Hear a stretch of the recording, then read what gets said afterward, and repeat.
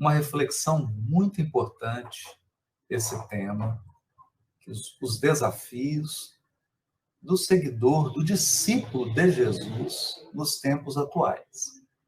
Nós gostaríamos de iniciar nossa reflexão retomando alguns aspectos que são fundamentais da doutrina espírita. Nós não podemos nos esquecer de que uma das partes do Livro dos Espíritos, que é a obra fundadora do Espiritismo, a obra básica por excelência, o alicerce da codificação kardeciana, é sobre as bases dessa obra, o Livro dos Espíritos, que foram construídas todas as demais, nós não podemos esquecer que o Livro dos Espíritos, dividido em 4 partes, uma delas são as leis morais.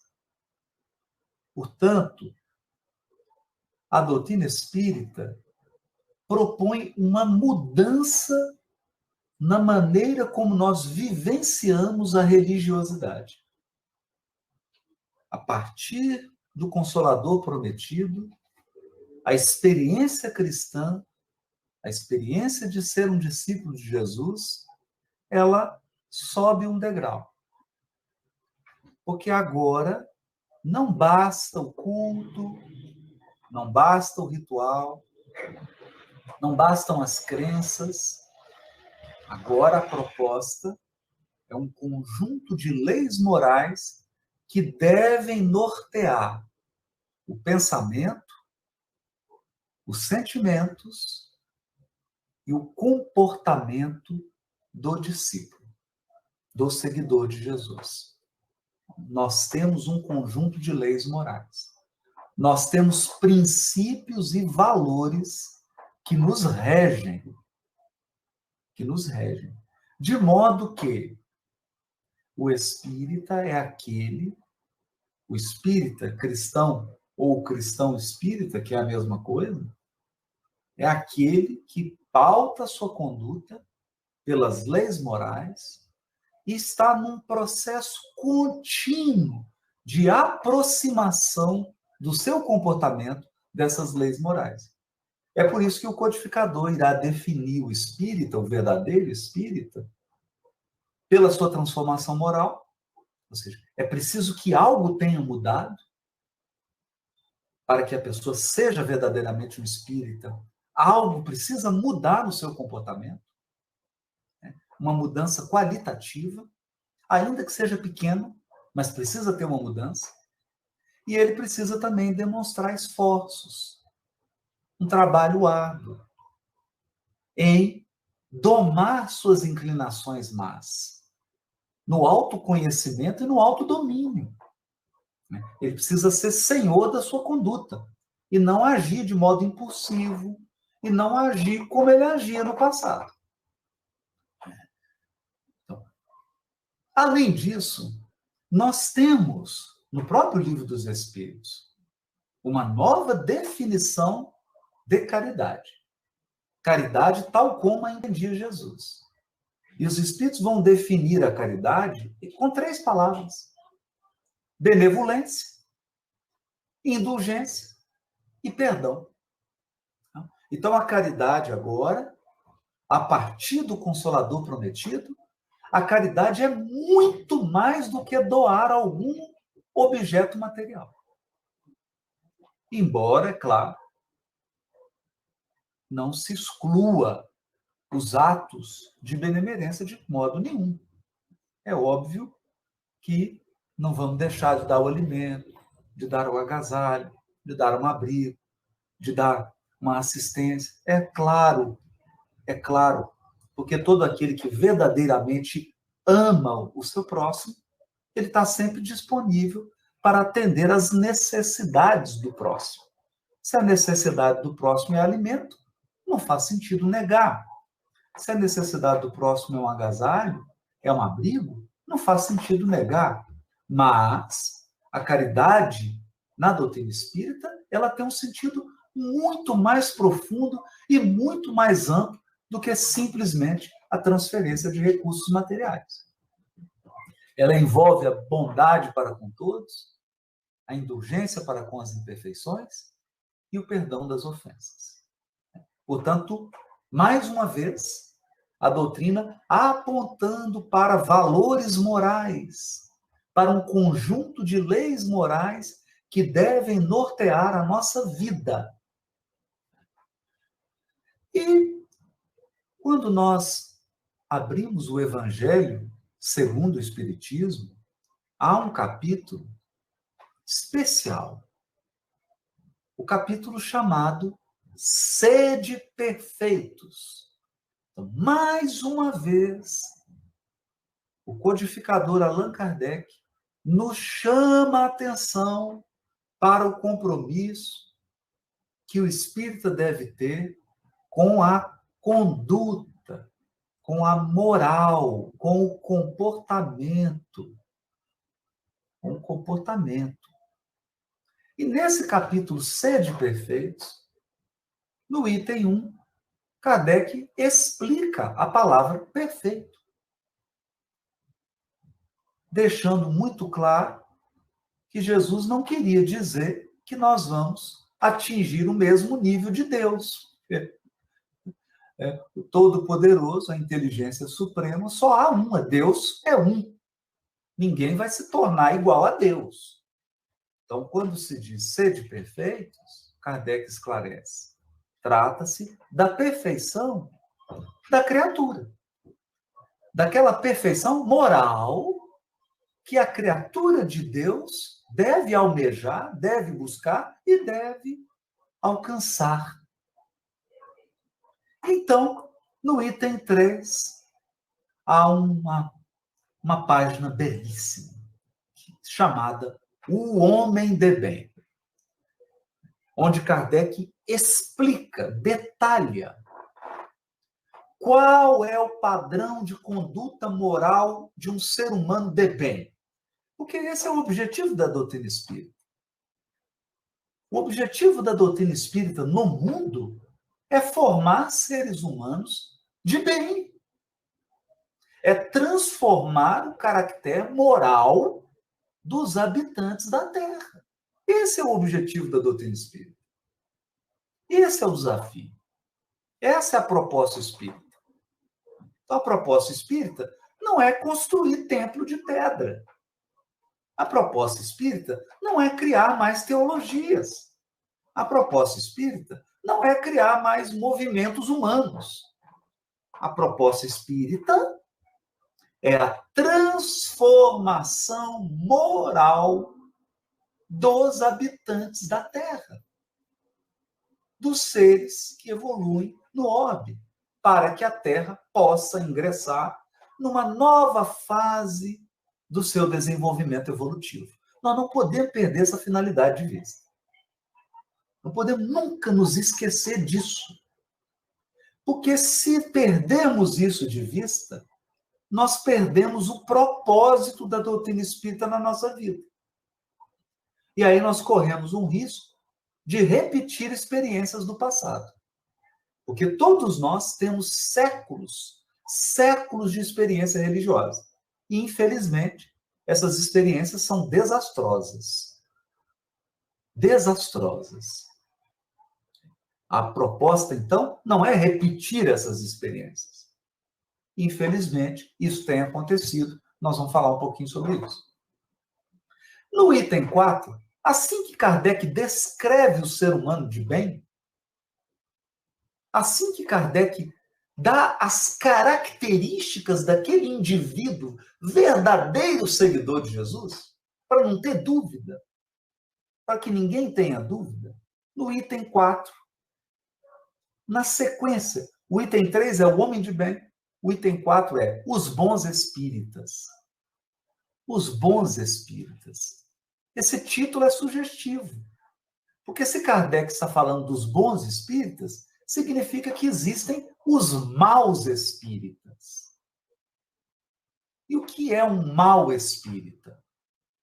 Um mau espírita é toda aquela pessoa que faz o contrário do que está descrito no item o homem de bem. Então, lá no item Homem de Bem, Kardec diz assim: o homem de bem não tem preconceito de sexo, de raça, de religião. O que é o mau espírita? O mau espírita é a pessoa que tem preconceito sexual. É aquela pessoa que tem preconceito de cor de pele. É aquela pessoa que tem preconceito religioso. Esse é o mau espírito. Por que ele é um mau espírito? Porque ele não está seguindo o código moral. Ele não está pautando a sua vida na proposta colocada por Kardec, do homem de bem. Então é importante a gente refletir nisso, pensar de forma clara isso, para que a gente possa discernir se estamos sendo bons ou maus espíritos. E Kardec, ao definir o bom espírito, ele começa dizendo assim: bem compreendido, mas, sobretudo, bem sentido, o espiritismo leva aos resultados acima expostos. Quais resultados acima expostos? O item 3, o homem de bem. Então, olha o que o Kardec está dizendo. Se o espiritismo for bem compreendido, mas, sobretudo, bem sentido, a pessoa vai se tornar um homem de bem. Porque se ela não se tornar um ser humano de bem, como está descrito no item 3 do capítulo C de Perfeitos, é porque ou ela não compreendeu a proposta espírita, ou é porque ela não está sentindo o espiritismo. O espiritismo está só no intelecto, mas não desceu para o coração. Então, olha que importante isso. Então, o espiritismo bem compreendido, mas, sobretudo, bem sentido, conduz aos resultados acima expostos, lá no item Homem de Bem, que caracterizam o verdadeiro espírita, como o cristão verdadeiro, pois que um é a mesma coisa que o outro. Então, cristão verdadeiro e verdadeiro espírita é a mesma coisa. É a mesma coisa. É. O espiritismo não institui nenhuma nova moral. Importante pensar nisso. Apenas facilita aos homens a compreensão e a prática da moral do Cristo. Olha isso. Então, o Espiritismo não vem propor uma moral diferente. Ele vem, na verdade, explicar a moral cristã. A moral cristã. Né? E aqui Kardec deixa claro. Verdadeiro espírita e cristão verdadeiro é a mesma coisa. Por quê? O espírita é cristão. O espírita é um cristão. É isso que Kardec está dizendo aqui. Não pode pairar dúvida sobre isso. Nós não podemos ter dúvida quanto a isso. Está claro aqui. Né? Então, a doutrina espírita facilita a compreensão e a prática da moral do Cristo, facultando fé inabalável e esclarecida aos que duvidam ou vacilam. A fé raciocinada. A fé raciocinada. Então, esse parágrafo é fundamental. Fundamental. Feitas essas considerações, eu queria aqui trazer esses fundamentos, e muitas vezes a gente se perde, porque a gente se esquece dos fundamentos, a gente se esquece das bases. Essas são as bases. Você está no Espiritismo? Então, qual que é o seu objetivo? Tornar-se um ser humano de bem. Tornar-se um verdadeiro espírita. Ou um cristão verdadeiro, que é a mesma coisa. É o que Kardec está dizendo. É a mesma coisa. Precisa compreender e praticar a moral do Cristo. Lá no Livro dos Espíritos está dizendo qual que é a verdadeira caridade tal qual a entendia Jesus. Benevolência, indulgência, perdão. Nós temos lá o conjunto das leis morais. Não há dúvida. Não há dúvida. Falta de orientação não há. A orientação é clara. A orientação é clara. A pessoa que tem uma semana que ela conhece o Espiritismo, ela já tem um roteiro claro. Não tem dúvida aqui. É muito claro.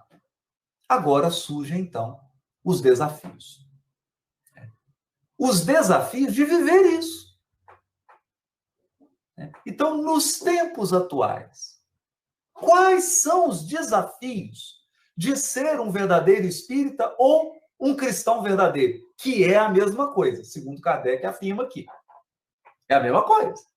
Verdadeiro espírita e cristão verdadeiro é a mesma coisa. Qual que é o desafio? Qual que é o desafio? Então, nós selecionamos alguns elementos, não são todos. Fizemos aqui uma seleção, uma seleção pequena, que caiba no tempo que nós temos aqui para refletir sobre isso.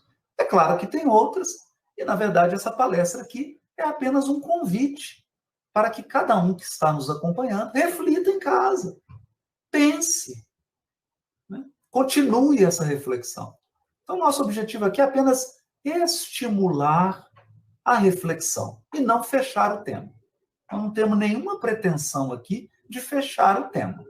Estamos apenas trazendo ideias para contribuir para a reflexão que cada um deve fazer em particular. Então, selecionamos alguns desafios.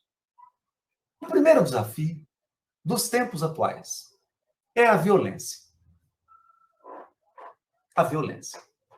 Então, nos tempos atuais, no momento presente, nós estamos observando um recrudescimento da violência em todos os níveis. Em todos os níveis. Então, a violência doméstica subiu assustadoramente. Assustadoramente. Violência entre cônjuges, infelizmente, do homem sobre a mulher. Violência com as crianças. Violência com os idosos. O lar, a família, tem sido um palco para um espetáculo tristonho, medonho, de violência, de truculência, de agressão, inclusive com um aumento assustador nos assassinatos. Né? Pais assassinando filhos, crianças. Marido assassinando esposa. Esposa assassinando marido. Neto agredindo a avó. Agredindo avô. Não é? Filhos maltratando os pais mais velhos. Às vezes deixando-os morrer de fome, de falta de cuidado. Então, um recrudescimento na violência familiar. E isso, naturalmente, como o lar, como a família é a base da sociedade, essa violência transborda para a sociedade. Então, nós observamos uma tremenda violência na via pública, no trânsito, nas relações sociais, entre vizinhos, nos condomínios de apartamento. Uma violência desmedida. Às vezes, comportamentos truculentos de um vizinho para com o outro. Comportamento violento no trânsito, né? Beirando ao assassinato também. Mortes. Né? Quando não pela violência, pela negligência. A violência transbordando. Violência nas instituições. Nas instituições. Então, muitas lideranças políticas, lideranças institucionais, promovendo a violência. Violência no discurso, violência na conduta, violência nas atitudes. E o que acontece? Como isso é um fenômeno da transição planetária, A violência é como uma força gravitacional. Se nós não tivermos violência, se nós não tivermos vigilância, a violência nos suga. Se o espírito não tiver vigilante, ele é tragado, ele é puxado pela violência, e quando ele percebe, ele já está tendo comportamentos violentos na palavra, na conversação, nas atitudes, nas suas ações. Então, nós enxergamos que um grande desafio hoje do discípulo de Jesus é não se render à violência. E, lamentavelmente, nós temos visto nas redes sociais espíritas, no Instagram, no Facebook, no Twitter, no YouTube, se entregando à crueldade. A crueldade. Né? Espalhando notícias falsas, atacando pessoas, atacando instituições de uma forma grosseira, violenta, impiedosa. Num comportamento que não se justifica. Qualquer espírita que abrir o Evangelho segundo o Espiritismo e ler o item 3 do capítulo C de Perfeitos, o item O Homem de Bem, vai perceber que esse tipo de conduta está absolutamente contrária aos ensinos espíritas. Isso não tem nada a ver com o espiritismo. E o espírita que se entrega a esse tipo de conduta é um mau espírita. É um mau espírita. É um falso espírita. Não é? E aqui nós não estamos julgando. Nós estamos discernindo. Porque qualquer um de nós, eu posso cair nisso. Quem está nos ouvindo, qualquer pessoa pode cair nessa armadilha. Né? Qualquer pessoa pode se tornar um mau espírito. Qualquer espírito, na invigilância, pode se entregar a condutas contrárias ao que propõe o item O Homem de Bem. Então, nós precisamos ser muito vigilantes. Esse é um desafio. Porque as circunstâncias, pessoas, as situações nos empurram para comportamentos violentos. Se você não estiver atento, você se torna violento. Você começa a reproduzir violência. É como um vírus. A pessoa é contaminada pela violência e daqui a pouco ela está transmitindo violência.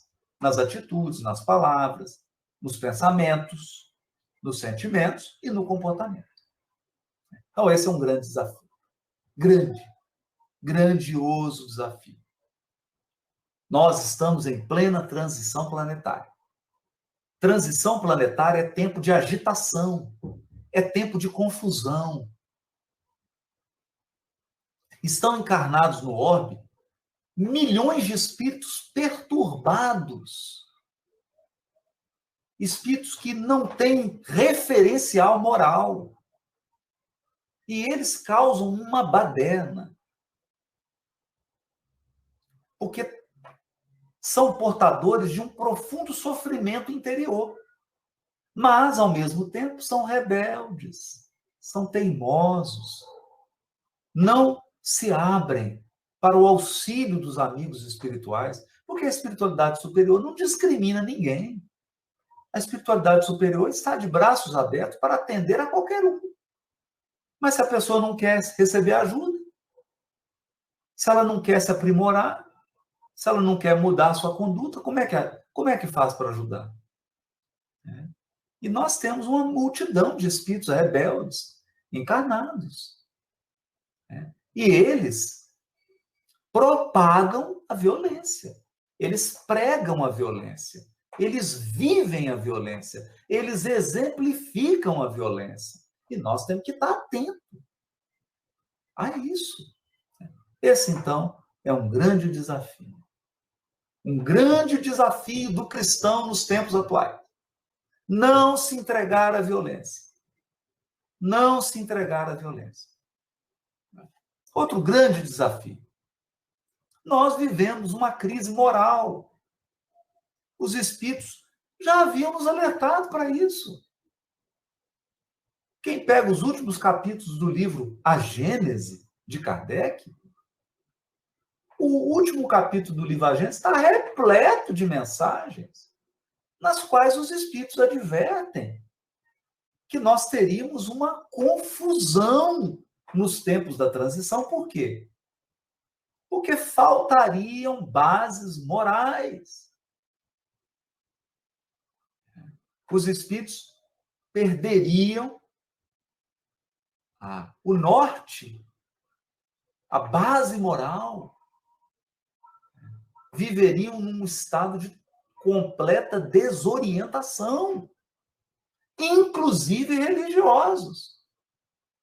Inclusive religiosos, que ficam apenas na superfície da religião, mas não vivem uma experiência profunda de religiosidade e de espiritualidade. Então, nesse estado de confusão, de falta de orientação, de falta de bases morais, o que ocorre? Um aumento do fanatismo, do fundamentalismo, dos excessos. Transição planetária é um tempo de excessos. E o discípulo do Cristo não tem razão para se entregar a excessos. De nenhuma ordem. Jesus nunca aplaudiu excessos. Nunca. Do mesmo modo que ele nunca aplaudiu a violência. Nunca aplaudiu o excesso. E nós vivemos um tempo de excessos. Excessos. Em todas as áreas. Exageros na arte. Exageros, fundamentalismos na política, na religião, na literatura, na vida cotidiana, na vida familiar. É o tempo dos excessos. O tempo do recrudescimento, da polarização. E isso também é uma força poderosa que suga os incautos, os invigilantes. Se a pessoa não tomar cuidado, e começa de uma maneira simples. Como que começa o fundamentalismo, o fanatismo, o excesso? Começa a pessoa dando ouvidos ao fanatismo, ao excesso, ao exagero. Ela primeiro começa ouvindo, dando ouvidos. O próximo passo, ela começa a aprovar isso. Começa a achar que isso é certo.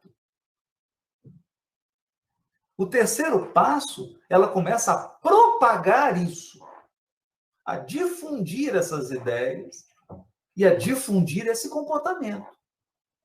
E o último passo, ela começa a comprometer a sua encarnação em função do fundamentalismo, dos excessos. Então, um cuidado enorme com isso. Cuidado enorme com isso. Porque como nós estamos, repetimos, em plena transição planetária, os problemas da transição planetária são problemas graves.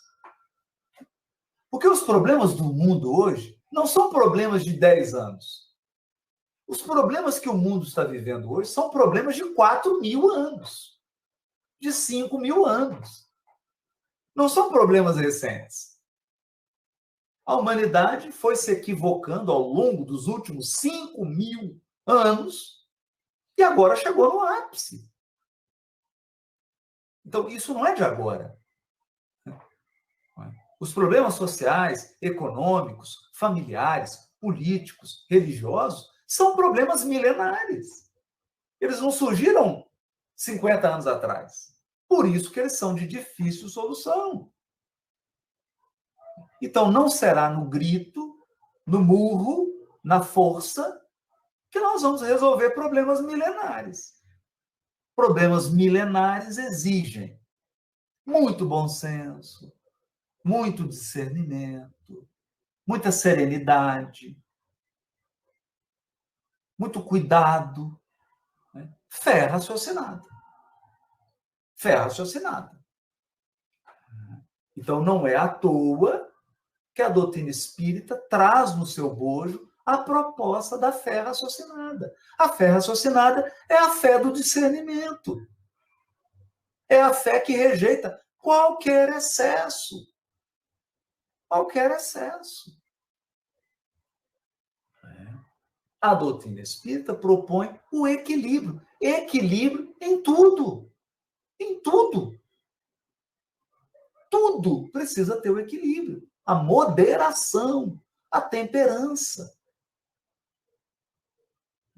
Isso é muito, muito, muito importante.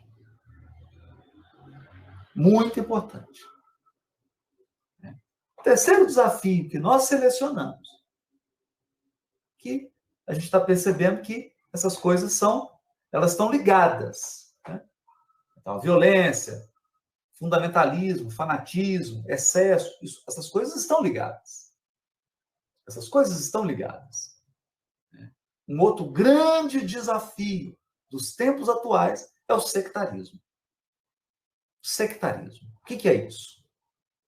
As pessoas formam grupos, elas ingressam nesses grupos, elas começam a defender os interesses do seu grupo e elas se esquecem da fraternidade universal.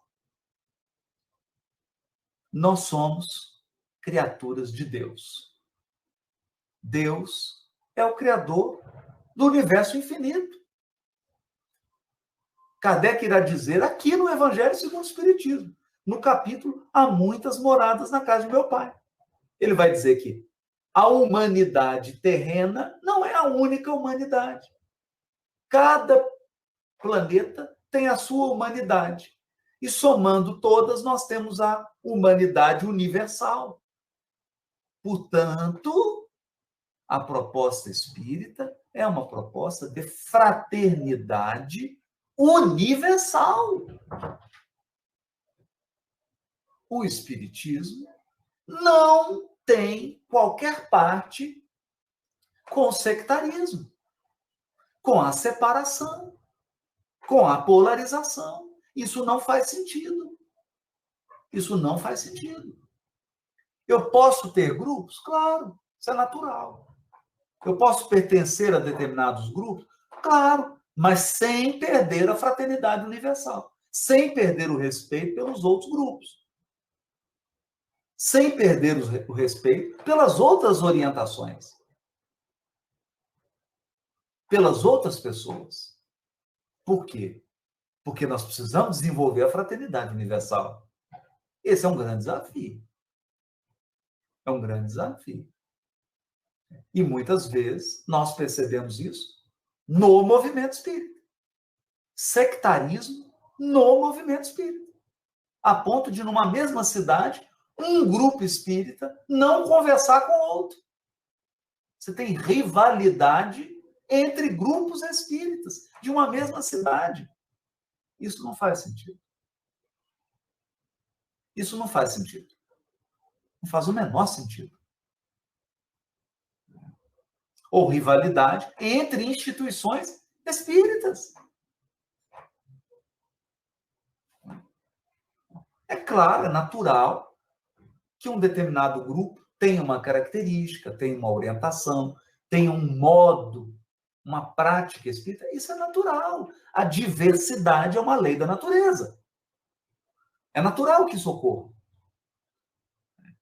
Mas, nesse momento, nós precisamos exercer, no momento em que nós nos deparamos com a diversidade, é uma ótima ocasião de exercer a fraternidade. Você vive o seu grupo, você apoia o seu grupo, mas respeita o grupo do outro. Acolhe o grupo do outro. Acolhe a experiência do outro. Isso é muito importante. Muito importante. Então, o sectarismo tem provocado desastres. Desastres. Por quê? Isso é muito comum. A pessoa... Vamos falar aqui da experiência espírita, porque não nos cabe falar dos outros. Então, vamos falar de nós mesmos, porque não nos cabe criticar ninguém. Então, não faz sentido alguém que abraçou a doutrina espírita como proposta de vida, alguém que deseja ser um cristão verdadeiro, o verdadeiro espírita, um espírita cristão, não faz sentido essa pessoa se entregar ao sectarismo. Não faz o menor sentido. Tem um desvio, tem uma contradição. Não tem como ser verdadeiro espírita e abrir mão da fraternidade, da caridade, da solidariedade, da indulgência, da benevolência, do perdão. Não tem como. Como é que faz isso? Impossível. Isso é muito importante. Muito importante. E, por fim, eu queria trazer um fato aqui que é muito importante. Muito, muito, muito importante. Esse elemento que eu vou trazer agora está numa mensagem do Aragon, no livro A Gênese, de Kardec. O Aragon, quando vai definir os ciclos da transição planetária, ele deixa nas entrelinhas muito claro que a transição planetária seria um tempo de agitação psicológica. Agitação psicológica. E os espíritos repetem isso na obra A Gênese, em algumas mensagens do livro Obras Póstumas também, eles repetem que teriam as entranhas morais da humanidade seriam sacudidas. Então, esse eu considero talvez um dos maiores desafios dos tempos atuais. Estar encarnado agora, nesse auge da transição planetária, é desafiador por quê? Porque todos nós encarnados estamos inquietos, ansiosos. É natural. É natural. Porque a gente pressente que coisas graves estão acontecendo, que mudanças sérias ocorrerão. Então, a gente fica em estado de alerta. A Organização Mundial da Saúde acaba de lançar uma estatística agora para 2020. Maior causa de morte no mundo. Maior causa de adoecimento e morte no mundo. Depressão. Não é nem mais a doença cardiovascular. A depressão venceu as doenças cardiovasculares. Depressão. O número de suicídios cresceu absurdamente. Inclusive em crianças, em adolescentes. No Japão, nós temos um índice alarmante de suicídio de crianças de 8 anos de idade. E nós temos visto hoje, aqui no Brasil, jovens de 12, 13, suicidando, se mutilando, praticando a automutilação. Por quê? Porque estar encarnado nesse momento traz ansiedade, traz preocupação. Então, o que nós temos que fazer? Cuidar da vida mental. Precisa cuidar do psiquismo. Adquirir hábitos, buscar na doutrina espírita recursos para apaziguar o nosso mundo íntimo. Então, depressão, ansiedade, os transtornos de ansiedade, transtorno do pânico, tudo isso tem crescido assustadoramente. Nas instituições públicas, nas instituições privadas, nas famílias. É raro não termos na família alguém que necessita fazer uso de medicamento para poder dormir. Tal elevado é o nível de ansiedade, de estresse, de angústia, de tristeza, de depressão. Então, nós vivemos um momento em que o espírita está numa situação que é semelhante àquela do passageiro da aeronave quando tem despressurização. Qual que é o aviso das comissárias, dos comissários? Em caso de despressurização, máscaras de oxigênio cairão.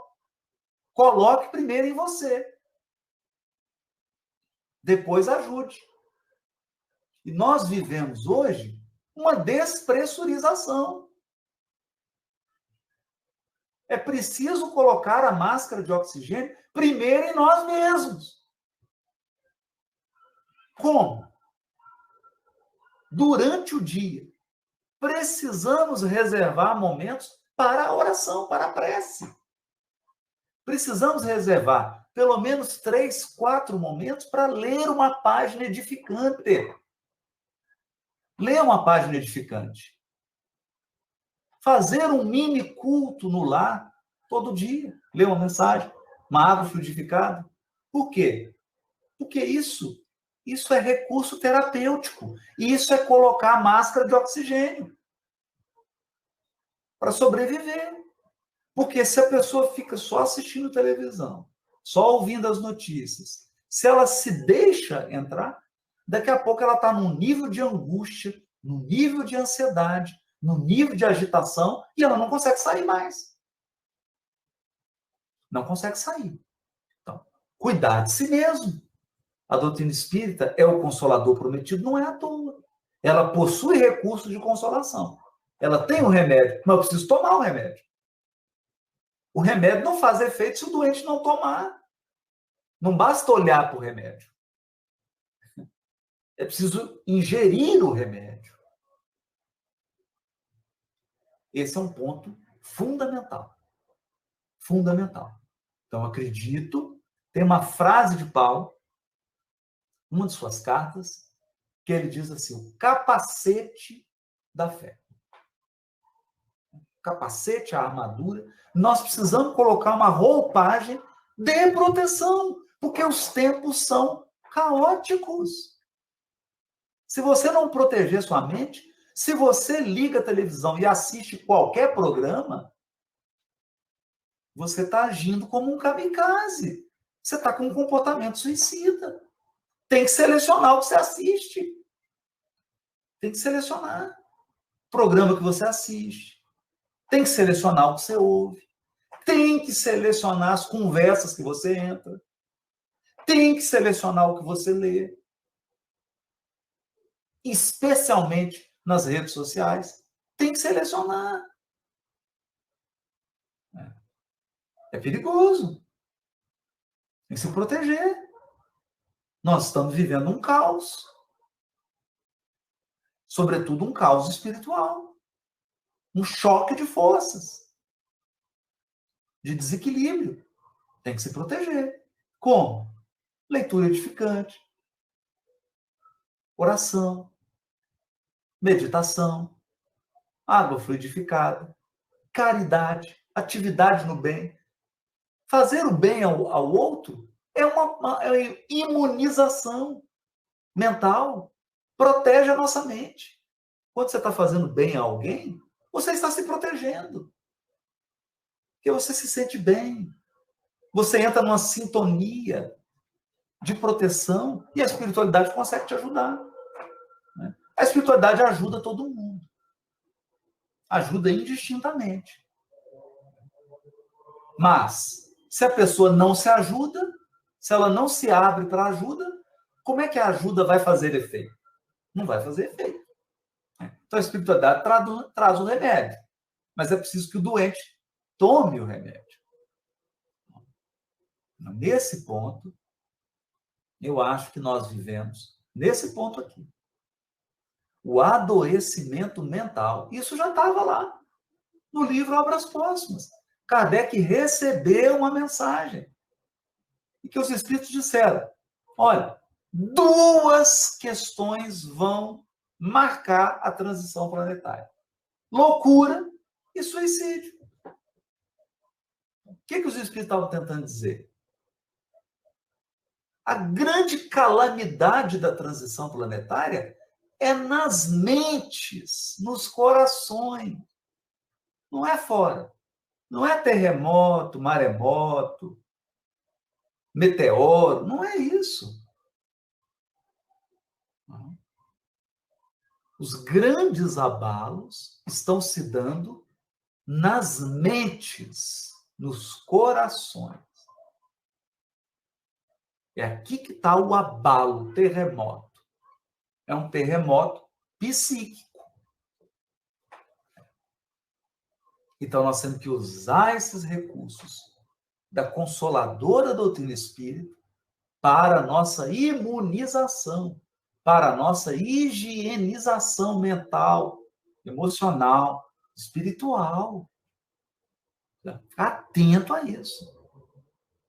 Atento.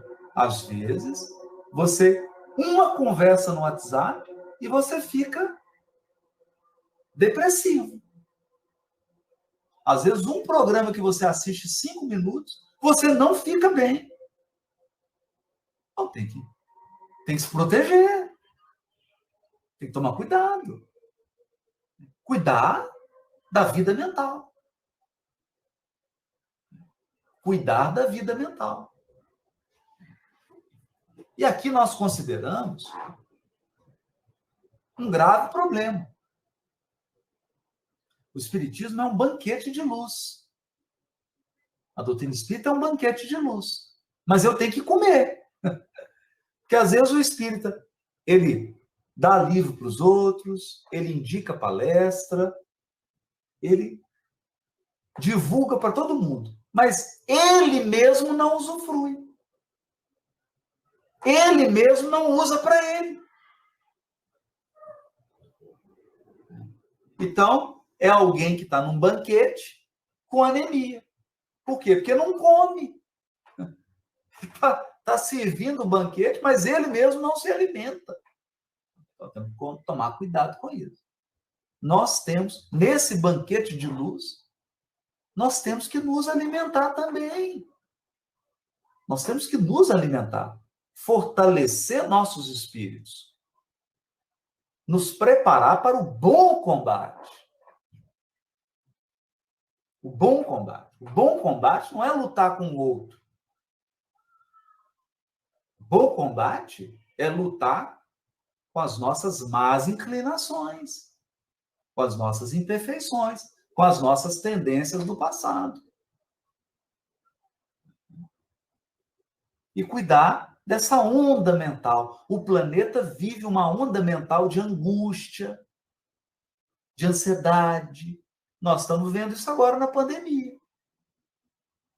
Não é?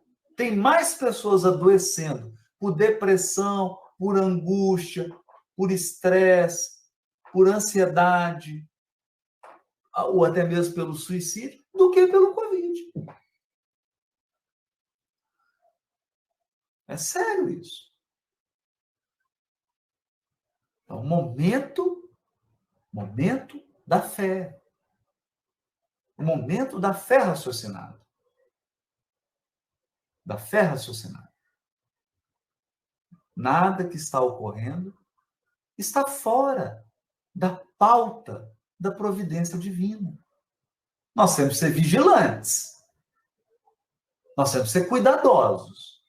Mas o mundo está na direção do Cristo. Precisamos aguardar. Aguardar. Nós vamos passar essa turbulência. Nós vamos sair dela. Mas é preciso preservar a integridade mental, emocional e espiritual. Esses, então, são os desafios que eu selecionei e trouxe para a nossa reflexão. É claro que isso aqui não esgota o tema, mas eu acho que já é um bom início, já dá uma boa base para que a gente possa refletir, pensar sobre essas questões.